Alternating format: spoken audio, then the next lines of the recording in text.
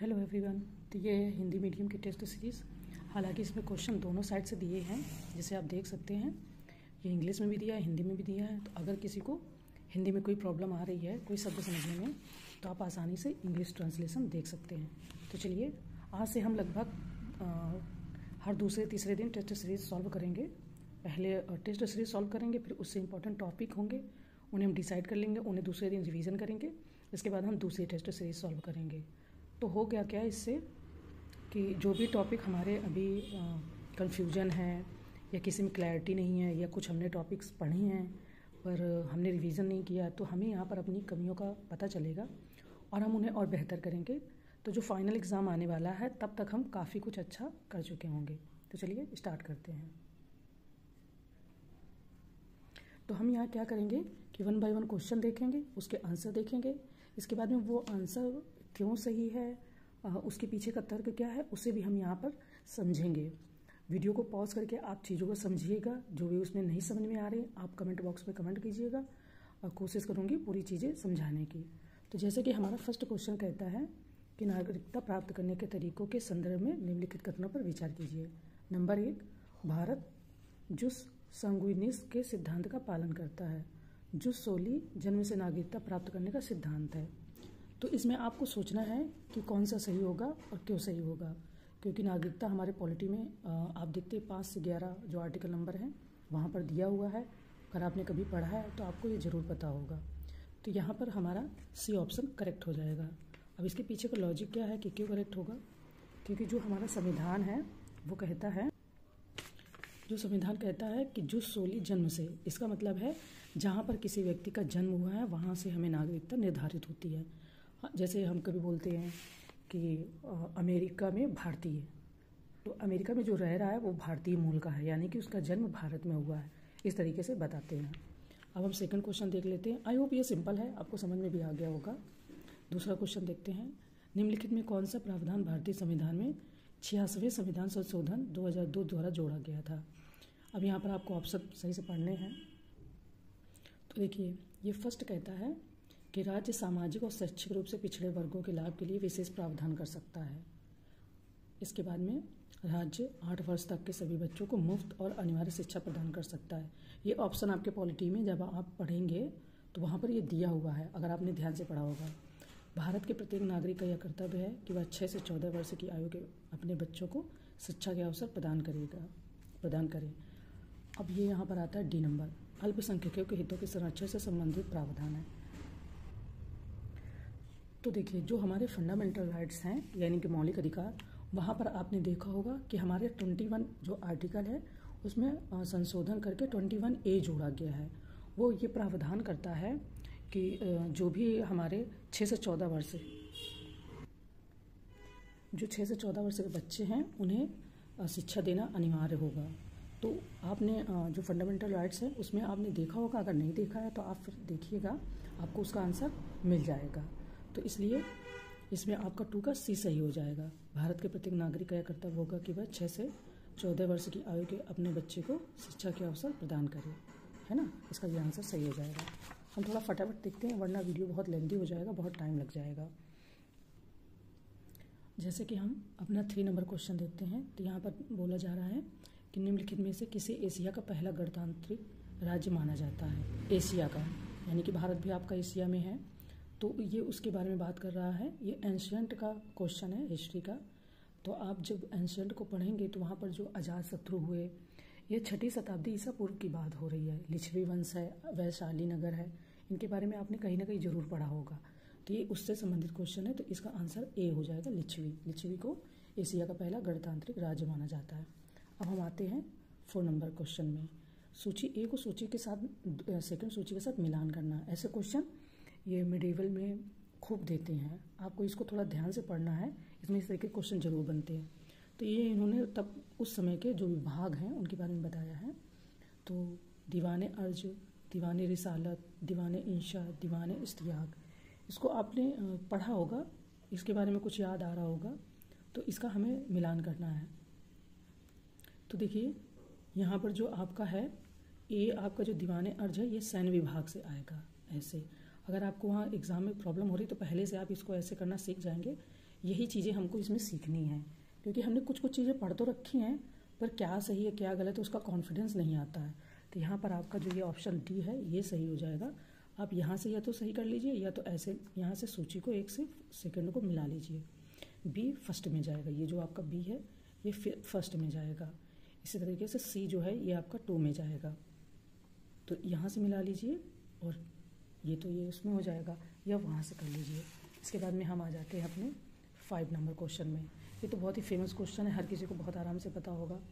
जो प्रसिद्ध पुस्तक है poverty and un-British rule in India के लेखक, तो ये हम काफ़ी बार पढ़ते रहते हैं। ये हमारे दादा भाई नौरोजी के द्वारा लिखी गई है, जो आपने पढ़ा होगा मॉडर्न हिस्ट्री में।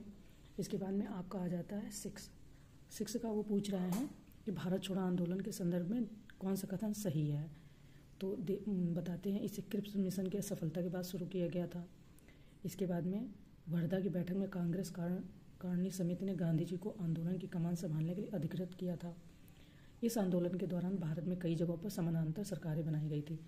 तो अगर ये दोनों थोड़ा सा कन्फ्यूजन भी है तो ये तो कन्फर्म है कि समानांतर सरकारें तो बनाई गई थी। तो अब वो पूछ रहे हैं कि इसमें कौन सा सही होगा, तो इसमें ये तीनों सही हो जाएंगे। जो आपके तीनों ये ऑप्शन दिए हैं ये तीनों सही हो जाएंगे। इसके बाद में अब ये देखिए, मैं इस समय मैप की भी कुछ जो क्लासेस है वो करा रही हूँ। मैप को मैं काफ़ी कोशिश कर रही हूँ कि इम्पोर्टेंट चीज़ें, इम्पोर्टेंट फैक्ट्स और उनकी नदियाँ, उनके पठार, प्लेटू, हाईएस्ट पीक, ये चीज़ें बता रही हूँ। तो जो ये मेरा रिसोर्स पॉइंट चैनल है इसको आप सब्सक्राइब कर लीजिएगा। इसमें आपको इस समय मैप से रिलेटेड और ये टेस्ट सीरीज़ दोनों चीज़ें बराबर पे मिलती रहेंगी। इसके बाद में जैसे जैसे टाइम बचता जाएगा मैं और चीज़ें कराती जाऊँगी। तो अब ये देखिए वर्ल्ड मैप की जो क्वेश्चन है ये आ गया। इस टेस्ट सीरीज़ को सॉल्व करने से आपको ये फ़ायदा है कि आप यूपीपीएससी के लिए तो ऑलरेडी रेडी हो जाएंगे, और जो आरओ का भी आपने सुना होगा कि अभी आने वाली वैकेंसी, उसमें भी ये आपको बहुत फ़ायदा करेगा। तो हमें ऐसी तैयारी करनी है जो हर एग्ज़ाम में काम आ जाए, सिर्फ एक एग्ज़ाम को लेकर तैयारी नहीं करनी है। तो चलिए देख लीजिए। तो देखिए हमारा जो ये 7 नंबर क्वेश्चन है ये बोल रहा है कि प्रमुख निर्माता और ये वस्तुएं। तो वैसे तो आपको यहाँ पर 2 ऑप्शन और आराम से साफ साफ दिख रहे होंगे कि क्या इसमें से वो पूछ रहा है कि निम्न युग में से कौन सही सुमेलित नहीं है। तो यानी कि आपको अगर चारों के बारे में पता है तो आप इसे टैकल कर पाएंगे। वैसे आपका ये भी सही सुमेलित है, ये भी सही सुमेलित है, क्योंकि ब्राज़ील में चीनी काफ़ी मात्रा में होती है। भारत में तो दूध का आपको पता है प्रोडक्शन होता है, बट यहाँ पर चिली और सऊदी अरब में कन्फ्यूजन है। तो यहाँ पर जो ये ऑप्शन है ये आपका गलत हो जाएगा। यहाँ पर सऊदी अरब की जगह हो जाएगा यूएसए, यानी कि संयुक्त राज्य America, United states of America हो जाएगा। और जो चिली है उसका जो तांबा है वो सही है, तो यानी कि बी नंबर। ये आपका जो ऑप्शन है ये गलत है। यहाँ पर यूएसए होगा पेट्रोलियम, ना कि सऊदी अरब। इसके बाद में ये भी देखिए, ये भी वर्ल्ड ज्योग्राफी से रिलेटेड क्वेश्चन है। वो स्पोरस जो जल मध्य जोड़ता है, किसको किससे जोड़ता है। तो ऐसे ऑप्शन बहुत आते हैं, तो इन्हें आपको अगर थोड़ा बहुत पता है तो ही आप समझ पाएंगे, अदरवाइज़ आपको नहीं पता चलेगा। तो यहाँ पर जो काला सागर और मरमरा का सागर है, आपने सुना होगा, ये उसको उससे जोड़ता है, काला सागर को मरमरा सागर से जोड़ता है। इसके बाद में आ जाएंगे हम 9 नंबर क्वेश्चन में। तो ये क्या कह रहा है, नाग नदी का उद्गम निम्न की झील से होता है। अब ये भी ये तो हमारा खैर इंडियन ज्योग्राफी से रिलेटेड है। तो अगर आपने कभी सुना होगा हुसैन सागर, रूपकुंड, अष्टमुडी झील, तो इनमें से अगर आपने 1 या 2 के भी नाम सुने होंगे तो आपको कंफर्म हो जाएगा कि नाग नदी का उद्गम कहाँ से होता है। फिलहाल ये बी नंबर इसका सही होगा, अंबाझरी झील से होता है। अब जो नाग नदी है ये नागपुर शहर के नाम से पड़ी है, अगर आप में किसी ने पढ़ा होगा तो आपको पता होगा। और इसका पश्चिम नाग में अंबाझरी झील से इसका उद्गम होता है नाग नदी का। अब यहाँ पर कह रहा है कि भारत में अग्रणी प्राकृतिक गैस उत्पादक राज्य है, यानी कि प्रथम श्रेणी पर कौन सा है। तो यहाँ पर आप पॉज करके वीडियो सोचिए पहले, मेरे आंसर बताने से पहले कि क्या हो सकता है। क्या आपने कहीं कभी पढ़ा है इसे, प्राकृतिक गैस यानी नेचुरल। तो यहाँ पर आपका ये असम हो जाएगा, असम इसमें आगे है। हम आ जाते हैं अपने 11 नंबर क्वेश्चन में। तो ये कह रहा है जीवों की पारस्परिक अंतर क्रिया का एक प्रकार जिसके अंतर्गत एक जीव को लाभ तथा दूसरे जीव को अप्रभावित रहता है। जैसे आपने 1-2 ऐसे पेड़ पौधे देखे होंगे जो एक पेड़ पे दूसरा पौधा अपना जीवन व्यतीत करता है। कई सारे पौधे देखे होंगे, तो उसमें जब आप इन्वायरमेंट पढ़ते होंगे तो उसमें आपको ये बताया जाता है। तो यहाँ पर आपका ये फर्स्ट नंबर सही हो जाएगा, सहभोजिता। इसको बोलते हैं इंग्लिश में कोमेंसलिज्म, सहभोजिता। इसके बाद में आ जाइए जैवमंडल आगार के संदर्भ में निम्नलिखित कथनों पर विचार कीजिए। अब जैसे ये शब्द थोड़ा सा समझ में नहीं आता, आगार क्या होता है, मुझे भी नहीं आता कभी, तो हम इसके लिए फिर इंग्लिश का जो ट्रांसलेशन उसको देख सकते हैं। Consider the following statement about biosphere reserve. अब देखिए यहाँ से थोड़ा चीज़ें ज़्यादा सही से होती है। बायोस्फीयर रिजर्व ये तो सबको पता होंगी। अब यहाँ पर जैवमंडल आगार उन्होंने कर दिया है, तो कई बार ये चीज़ें अगर ऐसे समझ में ना आए तो आप इसको देख सकते हैं अच्छे से। तो ये कहता है कि संक्रमण क्षेत्र क्रोड क्षेत्र एवं बफर क्षेत्र के बीच का क्षेत्र होता है। दूसरा कहता है कि क्रोड क्षेत्र में अनुसंधान गतिविधियाँ संचालित करने की अनुमति होती है। इसके बाद में तीसरा बोलता है कि बफर क्षेत्र पूर्ण रूप से अबाधित क्षेत्र होता है। तो इसमें कौन सा सही है, निम्नलिखित कथनों पर विचार कीजिए कौन में से सही है। तो यहाँ पर आपका ओनली 2 आ जाएगा, ये सी नंबर ओनली 2 आ जाएगा। ये भी गलत है और ये भी गलत है। क्यों गलत है, थोड़ा सा अगर एक्सप्लेनेशन देख ले तो ज़्यादा क्लियर हो जाएगा।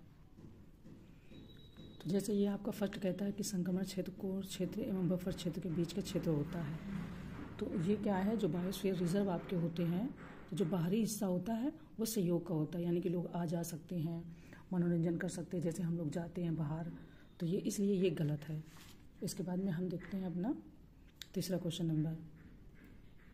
यहाँ पर कहता है कि निम्नलिखित में से कौन अन्य देशों के साथ व्यापार करने में बाधा हो सकता है। आयात लाइसेंस दिखाना, make in India, vocal for local, उपयुक्त सभी अन्य देशों के साथ में। तो यहाँ पर आपका आंसर हो जाएगा डी, लाइसेंस दिखाना। अगर हमें लाइसेंस दिखाना पड़ेगा तो भी हमारे व्यापार में प्रभाव पड़ेगा उस हिसाब से। इसमें सारे क्वेश्चन मिक्सअप हैं, इसे जीएस पेपर बोलते हैं, जिससे क्या होता है कि हमें पॉलिटी के बारे में पता चलता है कि हमने क्या पढ़ाई की है, हिस्ट्री के बारे में पता चलता है। तो ऐसे क्या है कि सारी चीज़ें हमारी क्लियर रहती हैं, क्योंकि सब्जेक्ट वाइज तो क्वेश्चन आते नहीं हैं कि नहीं पहले हिस्ट्री का पूरा एक जगह कर दिया, पॉलिटी का एक जगह कर दिया, इकोनॉमिक्स का एक जगह। वो जब क्वेश्चन पेपर हमें मिलता है तो वो मिक्सअप मिलता है, तो इसलिए टेस्ट सीरीज आपको इसीलिए हेल्प करती है। यहाँ पर क्या कहते हैं, क्वेश्चन नंबर 14 आर्थिक समीक्षा 2020-2021 का विषय आधारित है। थीम यहाँ पर देखिए, based on economic survey is based on, इसकी थीम क्या होनी चाहिए। कई बार होता है ना कि थीम पूछ लेते क्वेश्चन में, तो ये आपका आता है जीवन और आजीविका बचाने पर, C number. The great reset पहल की शुरुआत की गई है, जैसे ये विश्व लेवल पे की जाती हैं, जो हमारी कई सारी एजेंसियां हैं विश्व लेवल पे, उनके बारे में पूछ रहा है। तो हम देख लेते हैं अपना 15 नंबर क्वेश्चन। हम डेली क्या करेंगे कि 50-50 क्वेश्चन कंप्लीट करेंगे, तो तीन वीडियोस में हमारे पूरे टोटल क्वेश्चन एक टेस्ट सीरीज के कंप्लीट हो जाया करेंगे।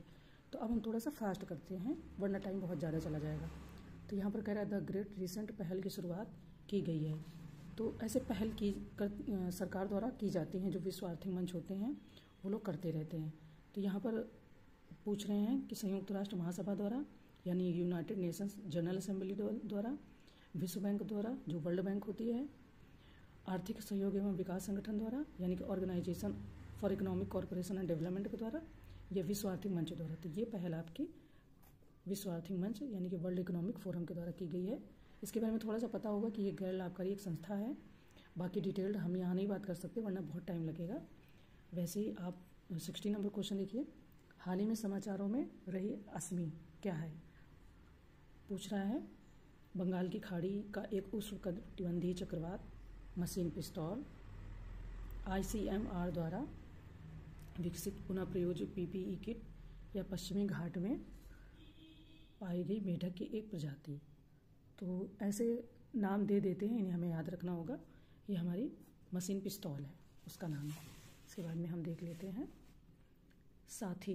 ये इसके बारे में तो आपने कहीं ना कहीं करंट अफेयर में जरूर पढ़ा होगा कि संदर्भ में निम्नलिखित कथनों पर विचार कीजिए। तो ये देखिए, इसका जो फुल फॉर्म है ये यहाँ पर दिया गया है उस तरीके से, launch by ministry of earth science. तो ये यहाँ पर पूछ रहा है कि ये साथी जो भी लॉन्च किया गया ये क्या है। तो यहाँ पर इसकी शुरुआत पृथ्वी विज्ञान मंत्रालय द्वारा की गई। यह राज्य स्तरीय ऊर्जा संरक्षण हेतु राज्य मनोन्नत एजेंसी SDA के लिए पोर्टल है। तो यहाँ पर आपका ऑप्शन बी केवल सही है, यानी कि 2 नंबर। तो यह राज्य स्तरीय ऊर्जा संरक्षण हेतु एक पोर्टल है, ठीक है। इसके बाद में हम पढ़ते हैं 80 नंबर पे। निम्न कथनों पर विचार कीजिए। मायोपिया शब्द का प्रयोग अदूरदर्शी होने को परिभाषित करने के लिए किया जाता है। हाइपरमेट्रोपिया शब्द का प्रयोग दूर तक देखे जाने को परिभाषित किया जाता है। ये बोला अदूरदर्शी और ये बोल रहा है दूर तक देखे जाने के लिए प्रयोग किया जाता है। तो यहाँ पर आपका दोनों सही हो जाएंगे। जो मायोपिया शब्द है अदूरदर्शी होने को परिभाषित करता है और हाइपरमेट्रोपिया शब्द है ये भी दूर देखे जाने तक परिभाषित किया जाता है। इसके बाद में हम आ जाते हैं 19 नंबर। निम्नलिखित में से किस गैस को खगोल विज्ञान में जैव सूचक बायोमार्कर माना जाता है। तो आपको गैस अगर आपने पढ़ी है तो आपको कुछ चीज़ें तो याद आ रही होंगी। तो यहाँ पर फॉस्फीन को, जो फॉस्फीन है ये बायोमार्कर जो गैस है उसके हिसाब में किया जाता है। इसके बाद में हम आ जाते हैं 20 नंबर। एरोकल्चर को परिभाषित किया गया है। वनस्पतिक साधनों द्वारा सब्जियों और फलों की खेती, जलीय विलायक में खनिज पोषकों के विलयन का उपयोग करके पौधों को उगाने की विधि, स्प्रे का उपयोग करके पौधों को उगाने की विधि जो जड़ों को लगातार जल और पोषक तत्वों के द्वारा नम करती है, या हवा में जड़ों को निलंबित करके और पोषक तत्वों को धुंध द्वारा उपलब्ध करा के पौधों को उगाने की विधि। यानी कि ये है तो इसी से रिलेटेड, लेकिन उन्होंने इस तरीके से ऑप्शन बना दिए हैं कि ये किससे संबंधित है। तो यहाँ पर जो हमारा सी नंबर है ये सही हो जाएगा, क्योंकि ये स्प्रे का उपयोग करके पौधों को उगाने की एक विधि है जो जड़ों को लगातार जल और पोषक तत्व के द्वारा नम करती है, यानी कि जड़ों को पोषक तत्व पहुँचाती रहती है।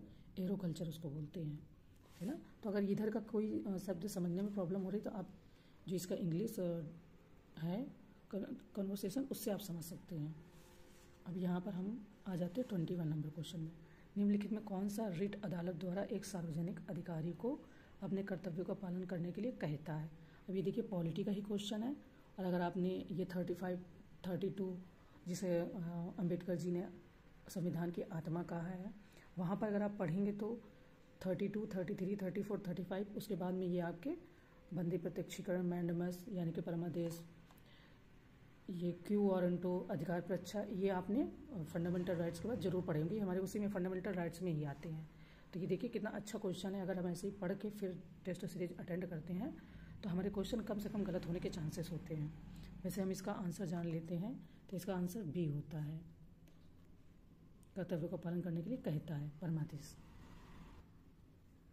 यहाँ पर आ जाइए 22 क्वेश्चन में। नीचे 2 कथन ए एवं कारण आर के रूप में दिए गए हैं, यानी कि जो रीजनिंग और असर्शन होते हैं ये उसके बारे में बता रहा है। तो कथन 1 जो है कहता है कि भारत ने कार्यपालिका की संसदीय व्यवस्था को अपनाया है, यद्यपि यह व्यवस्था स्थायी सरकार नहीं प्रदान करती है। अगर आपने संसदीय के बारे में पढ़ा होगा तो आपको खुद ही पता चल जाएगा कि संसदीय व्यवस्था क्या करती है। तो यहाँ पर ये क्या कहना चाह रहे हैं। इसके बाद में आप आ जाइए इसका जो कारण है, कार्यपालिका की संसदीय व्यवस्था को अपनाने में संविधान सभा ने उत्तरदायित्व को स्थायित्व के ऊपर वरीयता दी है। तो यहाँ पर आपको यहाँ जो इस तरीके से आंसर देते हैं, अब आपको सोचना है अगर ये चीज़ सही है और ये भी सही है तो फिर आपका क्वेश्चन हो जाएगा ये सही है, ये रीजनिंग असर्शन इस तरीके से दिया है। तो यहाँ पर इन्होंने लेकिन ये दिया कि यद्यपि यह व्यवस्था स्थायी सरकार नहीं प्रदान करती है। तो अब हमें यहाँ पर क्या समझ में आ रहा है, आप भी थोड़ा सा सोचिएगा फिर इसके बाद में अपना आंसर दीजिएगा। वैसे इसका आंसर ए सही है, ए और आर सही है, आर ए की सही व्याख्या है। तो स्थायी सरकार का क्या मतलब हुआ, थोड़ा सा ये सोचिएगा। स्थायी का मतलब ऐसे है कि जैसे 5 साल की जो हमारी सरकार बनती है, इसके बाद में अगर वहाँ पर अविश्वास प्रस्ताव आता है या सरकार अपना विश्वास मत खो देती है तो कई बार आपने देखा होगा कि सरकारें गिर जाती हैं। 6 महीने में चुनाव होते हैं या फिर विपक्ष ने अगर अपना विश्वास प्रस्ताव पारित कर दिया। तो ऐसे जो प्रावधान है उसके बारे में इन्होंने बताया है कि इसकी एक कमी है कि यह स्थायी सरकार प्रदान नहीं करती है, मतलब आंसर में ऐसा होता है। तो ये उसी के बारे में बात कर रहे हैं। अब हम आ जाते हैं 23 क्वेश्चन नंबर में। तो ये देखिए सूचियाँ दी हैं, पॉलिटी का बढ़िया क्वेश्चन है ये भी। अब आपको यहाँ पर सूचियाँ मिलानी हैं, कौन किससे मैच कर रही है, क्या इसमें सही हो सकता है। तो तृतीय सूची ये आपको पता है, अगर आपने पढ़ रखा तो ये यहाँ से ऐसे मैच करेगी। पहले हमें ऐसे मैच कर लेना चाहिए।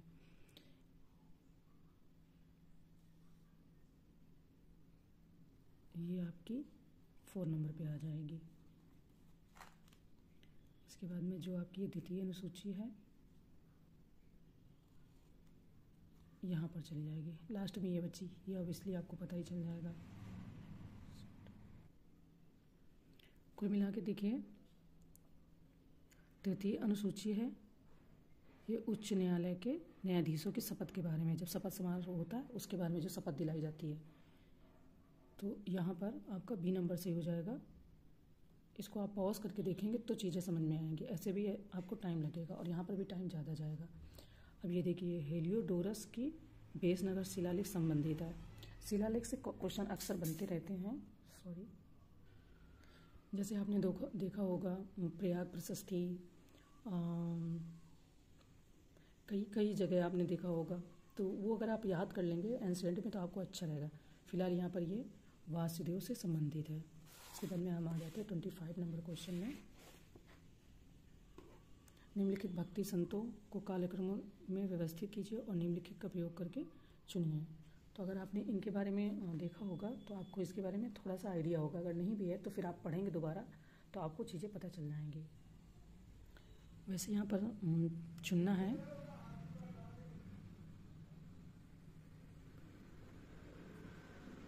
देखिए पहले कबीर हो जाएंगे, फिर गुरु नानक हो जाएंगे, ये हो जाएंगे फर्स्ट पे, फिर ये हो जाएंगे सेकंड पे, सॉरी हाँ मैं ऐसे फर्स्ट से नंबरिंग दे रही हूँ। इसके बाद में आ जाएंगी मीराबाई, फिर आ जाएंगे तुलसीदास, फर्स्ट सेकंड थर्ड और ये फोर्थ हो जाएंगे ऐसे। सुधारक अखबार के संस्थापक कौन थे? तो मॉडर्न में इस तरीके से भी पूछते हैं, गोपाल गणेश अगरकर जी इसके हो जाएंगे। और ये तो बहुत ही सिंपल है, हर किसी को मालूम हो जाता है। आज़ाद हिंद फौज का मुख्यालय कहाँ स्थित था? इसके बाद में ये आ गया अब आपका फिर से आप कह सकते हैं वर्ल्ड ज्योग्राफी का। तो ये पूछ रहे हैं कि इनको मिलान करना है। अगर आपने कभी इनका थोड़ा सा भी पढ़ा होगा तो आपको इनके बारे में पता चल जाएगा। फिलहाल इसका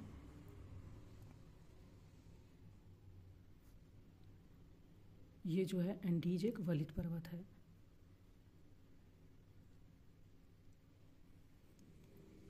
इस तरीके से माउंट पिनाटुबो ये ज्वालामुखी पर्वत है। मेसास आपका अवशिष्ट पर्वत है। अवशिष्ट की इंग्लिश क्या होगी? Residual mountains. आप यहाँ से पढ़ सकते हैं, तो यहाँ से आपको चीज़ें ज़्यादा क्लियर हो जाएंगी अच्छे से। अब हम देख लेते हैं 29 नंबर। भारत में गेहूं के उत्पादन के संबंध में निम्नलिखित में से कौन सा बढ़ता हुआ क्रम सही है? यानी कि किस राज्य में ज़्यादा गेहूं होते हैं उसके हिसाब से फिर दूसरा फिर तीसरा, ऐसे इस तरीके से करना है। तो बढ़ता हुआ क्रम पूछ रहे हैं, तो यहाँ पर आपका बी नंबर हो जाएगा। कम होता है हरियाणा में, फिर मध्य प्रदेश में, फिर पंजाब में, फिर सबसे ज़्यादा उत्तर प्रदेश में। ये हम देख लेते हैं 30 नंबर क्वेश्चन। निम्नलिखित में कौन सा शहर भारत के पूर्वी तट पर स्थित है? तो अगर आपने ध्यान दिया होगा तो विशाखापट्टनम भी, इसके बाद में तूतीकोरिन और इसके बाद में नेल्लोर। उडुपी आपका जो तूतीकोरिन वो तमिलनाडु के दक्षिण पूर्वी तट पर स्थित है, एक बंदरगाह है, और उडुपी कर्नाटक राज्य में है। ये तो ये नहीं होगा। तो जैसे ही हमारा 4 नंबर गया तो ये भी नहीं होगा, ये भी नहीं होगा। अब इन दोनों में से तो ये हमारा सही हो जाएगा। अब हम आ जाते हैं निम्नलिखित में से कौन सा सही सुमेलित नहीं है। फिर एक बार आपको चारों चीज़ें अगर पता है, चारों ऑप्शन पता है, तो ही आप टैकल कर सकते क्वेश्चन को। देखिए कर्नाटक देवाराकुडू ये तो सही है। उत्तराखंड बुग्याल ये भी सही है। आंध्र प्रदेश पवित्र वन ये भी आपका सही है। ये आपका गलत है। अब इसमें कौन सा राज्य आएगा? यहाँ पर जो ये सारण है ये आपका उड़ीसा में नहीं है, ये आपका यहाँ पर झारखंड राज्य में स्थित है। ठीक है, तो इस तरीके से डी आंसर हमारा सही हो जाएगा। अब ये देखिए सीवीड्स, समुद्री शैवाल। समुद्री शैवाल के निम्नलिखित में से कौन सा से प्रयोग होते हैं? मनुष्य के लिए भोजन, इसके बाद में नवीकरणीय ऊर्जा का स्रोत, औद्योगिक अपशिष्ट जल से जहरीले पदार्थों का निष्कर्षण। तो यहाँ पर कौन से सा प्रयोग हैं? तो वैसे आपके ये पूरे ही प्रयोग हैं। नवीकरणीय ऊर्जा का स्रोत भी हैं, समुद्री शैवाल तना और पत्तियाँ रहित बिना फूल वाले होते हैं, अगर आपने पढ़ा होगा तो। इसके बाद में आ जाते हैं 33 नंबर में, निम्नलिखित में से कौन सी कंपनी के राजस्व व्यय में सम्मिलित होगी? ये देखिए व्यापार यात्रा, संपत्ति कर, फर्नीचर खरीदना, अनुसंधान एवं विकास पर व्यय। तो देखिए यहाँ पर ये पूछ रहे हैं कि कंपनी के राजस्व व्यय में कौन सी चीज़ें सम्मिलित होंगी। तो आप थोड़ा सा पहले सोचिएगा कि इसमें क्या हो सकता है सही। वैसे इसका 3 नंबर गलत है, फर्नीचर खरीदना नहीं होगा। ये 1 to 4 व्यापार यात्रा, संपत्ति कर, अनुसंधान एवं विकास पर व्यय, ये चीज़ें सम्मिलित होंगी। इसके बाद में हम देख लेते हैं अपना 34 नंबर क्वेश्चन। निम्नलिखित में कौन सी एक समिति गरीबी के आकलन से संबंधित नहीं है? ये अगेन पॉलिटी का है पर समितियों से रिलेटेड क्वेश्चन है। तो जो गरीबी का आकलन करती है वो आपकी जीवी रामकृष्ण नहीं करती है, संबंधित नहीं है यानी कि। वैसे लकड़वाला के बारे में तो सबने सुना होगा, रंगराजन भी फेमस है। इन दो में थोड़ी सी कन्फ्यूजन है पर ये इसमें सही आंसर होगा। 35 नंबर क्वेश्चन, सूची फर्स्ट को सेकंड से सम्मिलित कीजिए इस तरीके से। ये आपका अगेन साइंस टेक का है। इसरो केंद्र, विक्रम साराभाई अंतरिक्ष केंद्र, इसके जो हेडक्वार्टर कहाँ पर होंगे या लोकेशन ये पूछ रहा है। त्रिवेंद्रम, UR राव उपग्रह केंद्र बेंगलुरु, राष्ट्रीय सुदूर संवेदन केंद्र हैदराबाद, भारतीय सुदूर संवेदन संस्थान देहरादून। अब आप इस जगह पर थोड़ा सा ये चीज़ें आपको अगर परेशान कर सकती हैं तो आप ये इसका इंग्लिश ट्रांसलेशन ज़रूर देखिएगा। इंडियन इंस्टीट्यूट ऑफ रिमोट, ये इस तरीके से बात कर रहा है। तो फिलहाल इसका ये बी नंबर सही होगा। तो आप इसके आंसर आराम से पॉज करके वीडियो देख लीजिएगा कि कौन किसका सही है। हम आ जाते हैं अपने, और फिलहाल आज इतना ही रहने देते हैं। जिसने भी फर्स्ट टाइम अटेंड किया होगा उसे इन चीज़ों को समझने में देर लगेगी। और मेरी सबसे एक रिक्वेस्ट है कि कभी भी टेस्ट सीरीज़ को आप ज्वाइन करें तो फिजिकल जो इस तरीके से ऐसे ही क्वेश्चन को पढ़ें, उन्हें अटेंड करें, उसमें थोड़ा सा टाइम दें, उनके जो एक्सप्लेनेशन है उन्हें ज़रूर नोट डाउन करें। उससे आपकी तैयारी बहुत स्ट्रांग हो जाएगी। कोशिश करें फिजिकल मिल जाए तो ठीक है, अदरवाइज़ अगर आप ऑनलाइन टेस्ट सीरीज़ देते हैं तो उसकी जगह पर ये ज़्यादा फ़ायदा करती है। तो जो बचे हुए क्वेश्चन हैं इसको हम कल कंप्लीट करेंगे और इस तरीके से हम अभी 7 से 8 टेस्ट लगा कर देखेंगे कि हमारी पकड़ कितनी है, हमें कितनी चीज़ें समझ में आ रही है। Okay, thank you friends.